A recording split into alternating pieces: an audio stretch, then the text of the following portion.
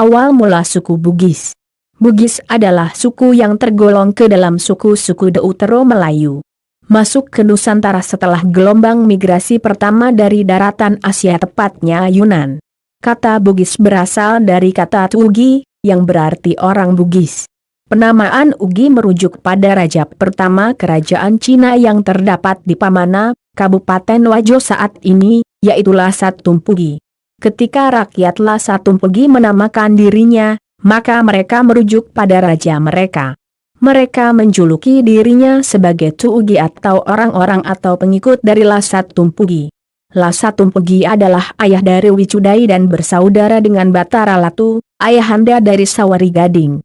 Sawari Gading sendiri adalah suami dari Wicudai dan melahirkan beberapa anak termasuk Lagaligo yang membuat karya sastra terbesar di dunia dengan jumlah kurang lebih 9.000 halaman folio. Sawari Gading Opunawer, yang dipertuhan di Wer, adalah kisah yang tertuang dalam karya sastra Lagaligo dalam tradisi masyarakat Bugis.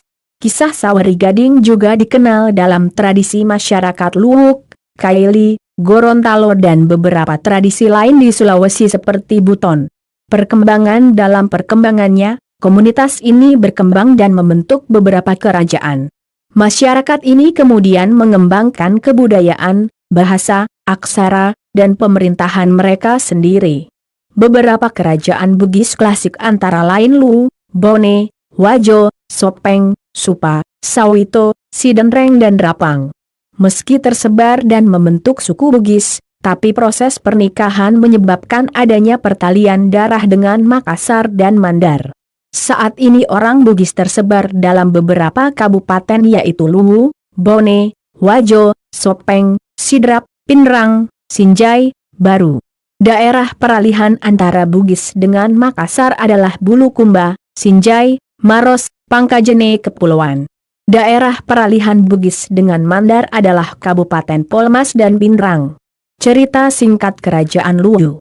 Kerajaan Luwu adalah kerajaan yang dianggap tertua bersama kerajaan Cina, yang kelak menjadi Pamana, Mario, kelak menjadi bagian Sopeng, dan Siang, daerah di Pangkajene Kepulauan.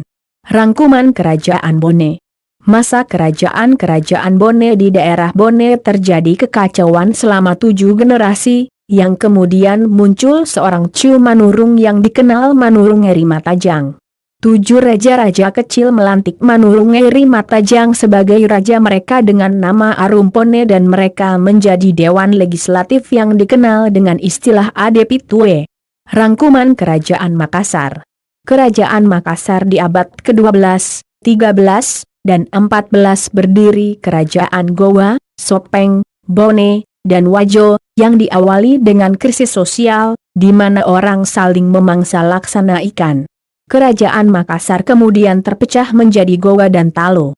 Tapi dalam perkembangannya kerajaan kembar ini kembali menyatu menjadi Kerajaan Makassar. Rangkuman Kerajaan Sopeng. Kerajaan Sopeng di saat terjadi kekacauan, di Sopeng muncul 2 orang Cu Manurung.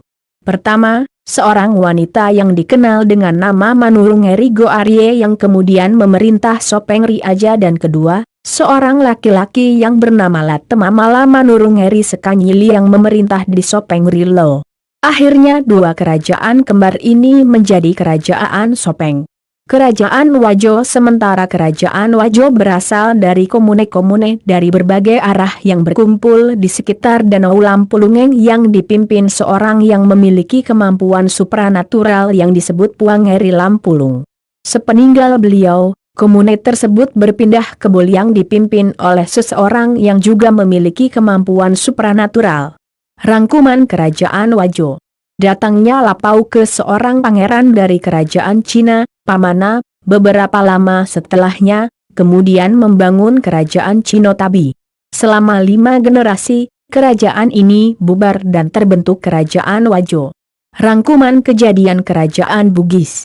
Konflik antar kerajaan pada abad ke-15 ketika kerajaan Gowa dan Bone mulai menguat, dan Sopeng serta Wajo mulai muncul, maka terjadi konflik perbatasan dalam menguasai dominasi politik dan ekonomi antar kerajaan. Kerajaan Bone memperluas wilayahnya sehingga bertemu dengan wilayah Gowa di Bulukumba. Sementara, Di utara, Bone bertemu Luwu di Sungai Walnae. Sedang Wajo perlahan juga melakukan perluasan wilayah. Sementara Sopeng memperluas ke arah barat sampai di Baru. Perang antara Luwu dan Bone dimenangkan oleh Bone dan Luwu kemudian mempersaudarakan kerajaan mereka. Sungai Walnae adalah jalur ekonomi dari Danau Tempe dan Danau Sidenreng menuju Teluk Bone. Untuk mempertahankan posisinya, Luwu membangun aliansi dengan Wajo, dengan menyerang beberapa daerah Bone dan Sidenreng. Berikutnya wilayah Luwu semakin tergeser ke utara dan dikuasai Wajo melalui penaklukan ataupun penggabungan. Wajo kemudian bergesek dengan Bone. Invasi Gowa kemudian merebut beberapa daerah Bone serta menaklukkan Wajo dan Sopeng. Untuk menghadapi hegemoni Gowa, kerajaan Bone, Wajo dan Sopeng membuat aliansi yang disebut Talumpocu. Penyebaran Islam pada awal abad ke-17, datang penyiar agama Islam dari Minangkabau atas perintah Sultan Iskandar Muda dari Aceh. Mereka adalah Abdul Makmur, Datuk Ribandang, yang mengislamkan Gowa dan Talo, Sulaiman, Datuk Patimang, menyebarkan Islam di Luwu, dan Nurdin Aryani, Datuk Ritiro, yang menyiarkan Islam di Bulukumba. 2. Kolonialisme Belanda pertengahan abad ke-17, terjadi persaingan yang tajam antara Gowa dengan Foch hingga terjadi beberapa kali pertempuran. Sementara Arumpone ditahan di Gowa dan mengakibatkan terjadinya perlawanan yang dipimpin Laten Ritata Daeng serang Arung Palaka. Arung Palaka didukung oleh Turata, kerajaan kecil Makassar yang tidak sudi berada di bawah Gowa. Sementara Sultan Hasanuddin didukung oleh menantunya Laten Rilaito Sengeng Arung Matoa Wajo, Maradia Mandar, dan Datu Luwu. Perang yang dahsyat mengakibatkan benteng Somba Opululu hantak. Kekalahan ini mengakibatkan ditandatanganinya perjanjian Bongaya yang merugikan kerajaan Gowa. Pernikahan Lapatau dengan putri Datu Luwu, Datu Sopeng, dan Somba Gowa adalah sebuah proses rekonsiliasi atas konflik di Jazirah Sulawesi Selatan.